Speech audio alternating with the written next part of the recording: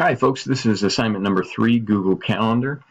For me personally, my personal experience in the past with calendars has typically been rooted in hard copy calendars. I prefer to use a big desk calendar that I have at school. I write down all my different appointments, all my different things to get added to my schedule. And that's what I've used pretty much my whole professional career.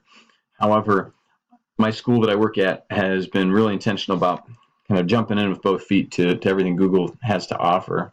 So Google Calendar has been really my only experience with a digital calendar aside from the calendar app that comes standard on most cell phones now. So those are my 3 main sources of experience. So for this assignment, I've done some research on a few of the other digital offerings, but primarily I'm going to talk about strengths of Google and the things that I appreciate about Google. So just to give you kind of a visual of what Google Calendar looks like, here's a screenshot of what you would see. This is a screenshot of my school calendar. So I'm going to show you this picture again in a little bit once I started talking, but you can see there's lots of different information. They've got it broken down by date. They've got it broken down by time, which you can't see in this screenshot. But lots of information, lots of different calendars linked together, which obviously Google is known for its connectivity. So some of the strengths of Google is the organization and the visual appeal. So it allows you to organize a lot of different events, and you can also set reminders to remind you of those events. So that if you're someone who struggles to remember, where you're supposed to be going next, what you're supposed to be doing on any given day at a certain time, you can set those reminders to help you stay organized. It's also color coded, so you can distinguish between the different events and the different things on your schedule. You may have noticed that the dates in the past are dimmed, but you can still see them. So if you want to know what you did yesterday or a week ago, you can go back and look at that. But also they dim those old dates so that you can distinguish between current and past. And then another thing with the organization, the tools and the menus are all right there for you, readily available, but super easy to use without being too overwhelming. They're fairly straightforward, which I appreciate as someone who generally only used a paper copy of a calendar in the past. If you want to create events or add events to your calendar, it's really easy for you to do. It's as simple as clicking a button. So you see in the top right corner of the screen, there's an image. That is a screenshot of the top left corner of the screen for Google Calendar. There's a button that says create, or you can even just do a quick add by clicking within the calendar itself. But I like to use the create button. You click it, you type in a few pieces of information, when, where. You've got the option to invite other people or to reserve a space for that if it's a meeting or something like that. We at my school use this calendar specifically for all of the computer labs and technology sign out that we do.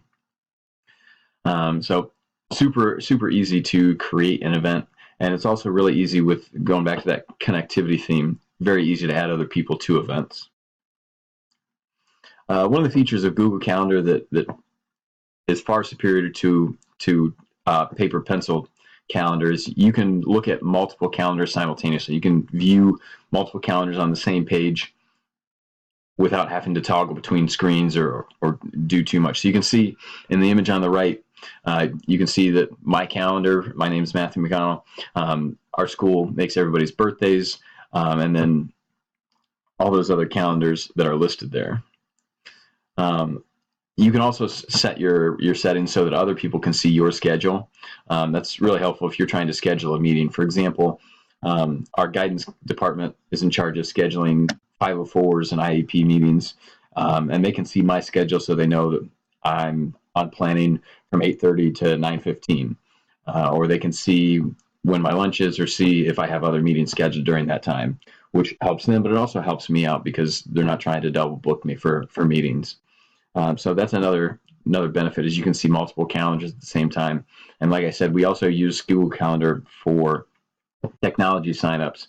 And so if someone is signed up for the computer lab next to my room, I can see that they're signed up, and it won't allow me to sign up or double book that. So now that I've talked a little bit, here's another view of that screen. You can see the different Chrome cards, the CC3, CC5. Those are Chrome cards where we've got Chromebooks 30 Chromebooks in a cart. We've got computer labs. You can see a few meetings on the schedule. It seems very busy, but it's color coded, and that really helps me personally stay organized.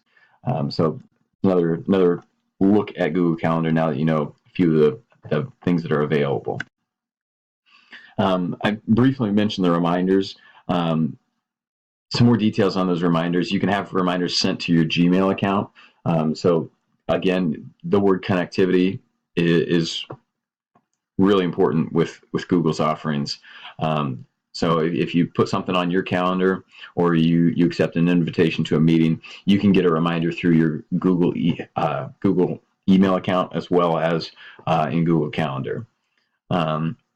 You can set when you see or receive those reminders. For example, you can set it for 10 minutes before. Maybe you want to have a reminder the day before, so you know if you have to get up early or plan to stay late, those sorts of things.